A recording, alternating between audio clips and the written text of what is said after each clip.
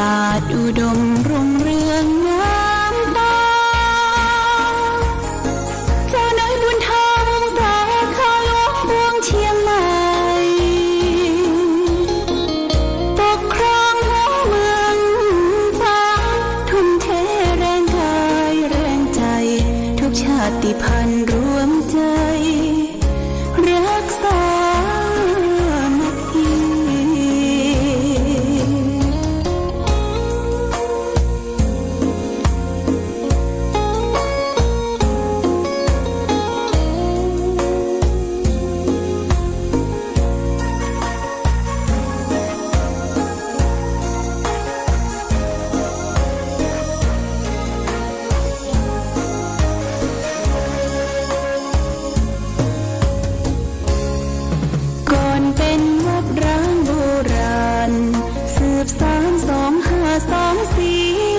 พระมหาราชครูเกษราปัญญาปรมาติกาจารย์จากวัดดับภัยเชียงใหม่สืบสานเวลาผ่าน131 ปีนานไกลวัดพระบาทอุดมรุ่งเรืองงามตาเจ้าน้อยบุญธรรมแต่ข้าหลวงพวงเชียงใหม่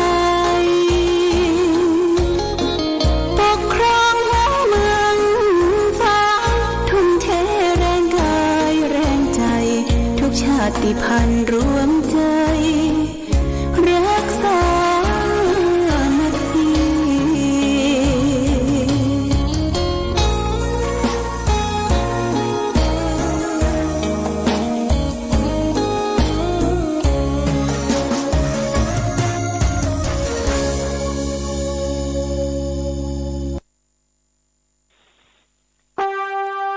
เจริญสุขศรัทธาสาธุชนญาติโยมท่านพุทธบริษัททั้งหลายวันนี้รายการธรรมประทีปส่องต่างก็ได้มาพบปะกับพ่อแม่พี่น้องศรัทธาสาธุชนญาติโยมแห่งครั้งหนึ่งวันนี้เป็นวันพฤหัสบดีที่8เดือนกันยายนพุทธศักราช2565ซึ่งตรงกับเดือน12เหนือเดือน10ใต้ขึ้น13ค่ำวันนี้เป็นวันเดือน12ขึ้น13ค่ำเป็นวันดีญาติโยมจางแก้วขึ้นสู่โรงธรรมวันนี้ขึ้น13ค่ำสภาพอากาศท้องถิ่นในวันนี้ฟ้าฝนก็ขมุกขมัวยังใหม่แม่ห้องสอนโซนภาคเหนือนี่ก็ฝนจะตก 70% ญาติโยมนะก็ยังจะมีฟ้ามีฝนอยู่การที่ฝนตกลงมาก็บ่ค่อยสะดวกแก่ญาติโยมท่านสาธุชนที่เดินทางสัญจรไปมาขับรถขับรางก็ต้องระมัดระวังเรื่องฟ้าเรื่องฝนก็ต้องไปเฝ้าไปสั่งมันอุบัติเหตุมันเกิดได้ทุกนาทีถ้าเราตั้งอยู่ในความประมาทพลาดพลั้งญาติโยมท่านสาธุชนทั้งหลายในช่วงนี้เดือนกันยาเดือน12ก็เป็นช่วงที่มีการสารการเรียกว่ามีการกินข้าวสลักกพัดหลายวัดนะหลายวัดวาอารามวัดหลวงวัดน้อยวัดลาดทางอำเภอฝางเขาก็วันนี้ก็ที่วัดประทุมวาดหนองบัวญาติโยมวัดตองเจ้าคณะอำเภอฝางหลวงพ่อท่านพระครูอดุลธรรมโสภิตวัดประทุมวาดหนองบัวตำบลบ้านปิ่นเป็นก็จะได้ตามเข้าสลักกพัดในวันนี้พี่น้องศรัทธาญาติโยมบ้านใกล้เวียนเคียง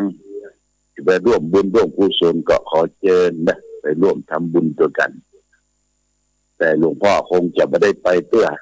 เพราะว่านั่งแทบไม่ได้เพื่อญาติโยมค ถ้าว่านั่งแปดเนี่ยจะไปนั่งโคตรตะวายนั่งพับเพียบนี่มันบ่ค่อยถนัดเตี้ยมันลำบากก็ยังบ่ไปเตื้อวันนี้เพราะว่าต้องหมอก็บอกว่าต้อง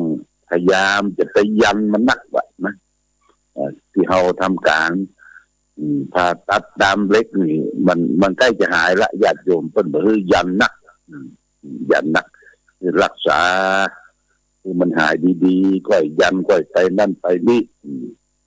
พอปลายเดือนเนี่ยหมอนัดเห็นครั้งหนึ่งไปที่โรงพยาบาลวันที่29ก็จะไปเอ็กซเรย์พอที่เพิ่นได้ดามเล็กเอาเล็กเข้าไปใส่เอาน็อตเข้าไปใส่ญาติโยมเป็นมนุษย์เล็กแข็งเล็กต่อญาติโยมท่านสาธุชนก็สภาพร่างกายก็จิตใจร่างกายดีอยู่นะมันก็จะหายวันหายคืน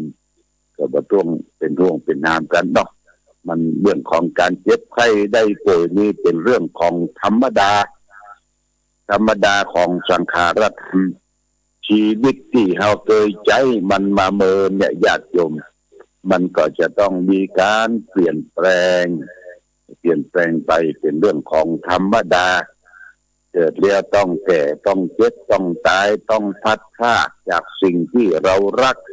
เราชอบใจทั้งหมดทั้งสิ้นทุกสิ่งทุกอย่างนี่เอาจะให้มันอยู่อย่างเก่าอย่างเดิมนี่มันบ่ได้เนี่ยญาติโยมต้องเข้าใจนะต้องเข้าใจจะให้มันอยู่อย่างเก่าอย่างเดิมบ่ได้บ่ให้ลูกเขาตายบ่ให้คนนั่นตายบ่ให้เขาเจ็บไข้ได้ป่วยนี่มันบ่ได้มันเป็นธรรมะมันเป็นธรรมชาติมนุษย์เกิดมามันจะต้องประสบอย่างเงี้ยญาติโยมเพราะว่าในร่างกายเขาเนี่ยมีธาตุดินธาตุน้ำธาตุไฟธาตุลมข้างนอกก็มีสภาพอากาศดินน้ำลมไฟอากาศธาตุวิญญาณธาตุเหมือนกับตัวเฮาเนี่ยนะเมื่อสิ่งใดสิ่งหนึ่งวิปริตแปรปรวนไปเปลี่ยนแปลงไปก็มากระทบกับเฮากระทบกับเฮาอย่างโรคภัยไข้เจ็บที่เกิดขึ้นเรียกว่าโรคโควิด19นี่ญาติโยมนะโรคโควิด19เนี่ยมันระบาดมา2 ปี3 ปีย่างเข้าปีที่3ก็ดีเริ่มจะจางหายไปแต่เป็นแล้วก็กินกินยารักษาตัวสักวัน2 วันก็หายญาติโยมบ่เหมือนนั้นเหมือนกับการก่อนอันนี้ก็เกิดมาจากสภาพสิ่งแวดล้อมอากาศบนตัวเฮาเพราะฉะนั้นทุกท่านทุกคนก็รักษาตนตัวร่างกายเฮาให้ดีกินแต่พอดีใจแต่พอดีดำเนินชีวิตที่ถูกต้องตามหลักคันลองในทางพระพุทธศาสนาบ่คือเคร่งเครียดจนเกินไปแล้วก็บ่คือหย่อนยานจนเกินไปญาติโยมเอาทางสายกลางคือบ่เคร่งจนเกินไปบ่หย่อนยานจนเกินไปอันนี้ทางสายกลางเรียกว่าทางมัชฌิมาปฏิปทาคือทางสายกลางนะบ่หย่อนนักบ่เคร่งนักที่พระพุทธเจ้าได้เดินทางได้ตรัสรู้ธรรมการตรัสรู้ธรรมของพระพุทธเจ้าจะเดินทางไปตามมรรคมีองค์8มีศีลมีสมาธิมีปัญญาญาติโยมนะมีศีลมีสมาธิมีปัญญาทุกสิ่งทุกอย่างในตัวเฮาเนี่ยมีตามีหูมีจมูกมีลิ้นมีกายมีใจนี่เป็นประธานทุกสิ่งทุกอย่างประธานตาหูจมูกลิ้นกายใจเป็นประธานเรียกว่าใจเป็นนายกายเป็นบ่าวกายเป็นคนรับใจเพราะฉะนั้นต้องทำใจให้ดีญาติโยมนะทำใจให้ดีจะไปโกรธอย่าไปเกลียดอย่าไปจังคนอื่นอย่าไปอิจฉาตาร้อนคนอื่นเขาอย่าไปอาเกตทำอะไรอย่างบ่ดีบ่ให้ต้องสู่จิตสู่ใจเพิ่นจะเป็นจะได้ก็ให้ปล่อยโปร่งวางญาติโยมนะปล่อยโปร่งวางไว้ถ้าเอาแก้มาสะสมอยู่ในจิตใจทุกเรื่องทุกราวนี่มันนักคนเฮานักใจนี่นักเข้าคิดบ่ออก ก็ยุ่งละเมื่อคิดบ่ออกมันอัดอั้นตันใจขึ้นไปเสียสมองขึ้นไปเสียเนี่ยเรียกว่าเนี่ยฟุ้งซ่านเป็นว่าฟุ้งซ่านจิตบัดต้อมเมื่อจิตบัดต้อมระยะโยมเอาละเป็นบ้าเป็นบินไปสังเกตว่าคนเฮาควบคุมร่างกายจิตใจบ่ได้ถึงวันเนี่ยญาติโยมคนที่ไปเสพยาเสพติดคือโทษนะเสพยาเสพติดคือโทษไปกินยาบงยาบ้ายาอีเสพเข้าบ่ฮู้จักพี่จักน้องบ่ฮู้จักตนตัวอย่างที่เฮาได้ยินข่าวที่จังหวัดกระบี่ญาติโยมนะจังหวัดกระบี่เนี่ยอยู่ทางภาคใต้ใกล้ๆปุ้นจังหวัดภูเก็ตมีคนร้ายคนหนึ่งขี่รถ BM รถเก๋ง BM แล้วก็มีนักศึกษาละอ่อนกำลังเรียนอายุ16ปีซ้อนกันมา3คนรถเก๋งละอ่อนรถเครื่องคว่ำลงมาเจ้าของรถ BM บอกพอใจว่าตายพอละเอาปืนมันยิงละอ่อน3คนเนี่ยตายญาติโยมตายถึง3คนตายบ่พอเอาจุดไฟเผารถเครื่องเพิ่นโดยนี่เพิ่นจับยับได้วันนั้นบ่ฮู้เรื่องฮู้ราวตาตั้งตาแข็งคึกดึกเพราะว่าไปเสพยาญาติโยมนะไปเสพยาไปกินยาบ้ามา 2-3 เม็ดเป็นเจ้าของอู่รถตัวนะเป็นเจ้าของอู่รถไปเสพยากินยามา 2-3 เม็ดเพิ่นเอาเข้าไปในคอกแล้วไปพลิกคนที่อยู่ในเรือนจำเห็นไปบุกไปตีเพิ่นโอ้อันตรายอย่างเพราะบ่ฮู้เรื่องบ่ฮู้ราวควบคุมตัวเองบ่ได้ญาติโยมนะถูกครอบงำด้วยยาเสพติดเนี่ยจิตใจเป็นบินเป็นบ้าไปโอ้น่าสมเพชเวทนาอันนี้ก็ต้องเรื่องฝากคือแก่ผู้ที่ดูแลบ้านเมืองเป็นตำรวจเป็นทหารเป็นผู้ที่ปราบยาเสพติดคือโทษคือมันสิ้นซากไปจากประเทศเฮาบ้านเฮามันทำลายเยาวชนคนหัวอ่อนบ้านเฮาหมดญาติโยมนะต้นแต่งนอกประเทศพุ่นเพิ่นเอามาขายในประเทศไทยเฮาประเดี๋ยวนี้ยาเสพติดนี่มันถูก3 เม็ด100 บาทนะ3 เม็ด100 บาทแล้วก็นี่เม็ดเป็น100 200ประเดี๋ยวนี้ก็เอามาเสพมาสูบกันฟั่นเฟือนกินเหล้าเมายาทำได้ตัวเองตัวเก่าบ่มีสติสตังบังคับตัวเองบ่ได้ญาติโยมน่าสมเพชเวทนานะอันนี้แก้ไขได้ญาติโยมแก้ไขได้โดยทางราชการบ้านเมืองเลยพี่น้องรู้จักเบาะแสถ้าว่าเบาะแสเนี่ยใครเอามาขึ้นมาขายใครขึ้นขายที่ไหนจำหน่ายจ่ายแจกให้ลูกหลานเยาวชนเฮาเสียผู้เสียคนก็ช่วยแจ้งเบาะแสให้ตำรวจคือหมู่ผู้ที่มีรักษาปราบปรามยาเสพติดนะนี่หรือพี่น้องกู้ภัยบัดนี้กู้ภัยนี่มีบทบาทสำคัญนะญาติโยมนะที่หน้าวัดพระบาทอุดมนี่ก็มีกู้ภัยสว่างนครฝางกู้ภัยสว่างสำเร็จนครฝางเพิ่นมาใช้อาคารสถานที่หน้าอนุสาวรีย์วัดพระบาทอุดมได้ทำหนังสือมาให้หลวงพ่อก็อนุญาตให้เรียบร้อยก่อนการมาอาคารนี้ก็เป็นที่ชมรมหรือผู้สูงอายุของตำบลเวียงแต่ว่าตำบลเวียงนี้เป็นยังบ่พร้อมเพื่อผู้สูงอายุจะใช้อาคารหลังใหญ่ที่กศน.เก่านี่นะก็มอบหมายให้ทางกู้ภัยสว่างเชียงใหม่สว่างสำเร็จเชียงใหม่นครฝางได้มาดูแลเนี่ยญาติโยมเนี่ย เอาก็มาพอมากอยคือการอุปถัมภ์ค้ำชูแล้วก็จดเอาเลขโทรศัพท์ของเปิ้นเนี่ยเปิ้นเอามีเหตุภัยเช่นคนเท่าล้มในบ้านในจองผะเลิดผะทูลุกมาได้พ้องคือโทรศัพท์มาหากู้ภัยหรือมีสัตว์เลื้อยคลานมีแมงอย่างงูนิ้วกิ้วกอดเข้ามาในบ้านในจองก็บอกคือกู้ภัยหรือบ่มีไฟที่จะมาแปลงไฟมันดับลูกหลานที่ไหนก็บ่มีนี่ก็บอกคือกู้ภัยได้อยู่ที่หน้าวัดพระบาทอุดมน้ำบ่อสวาเรียกว่ากู้ภัยสว่างสำเร็จนครฝางญาติโยมนะวันกินข้าวสลากหลวงพ่อก็ได้มอบเครื่องอุปโภคบริโภคเป็นกระติกน้ำร้อนเป็นหม้อหุงข้าว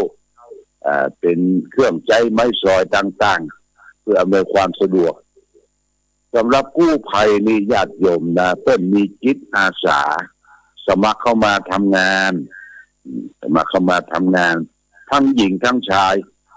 เป็นคนเมืองฝางเขาเนี่ยเป็นลูกศิษย์ลูกหาออกจากวัดจากวาไปมีจิตใจอาสา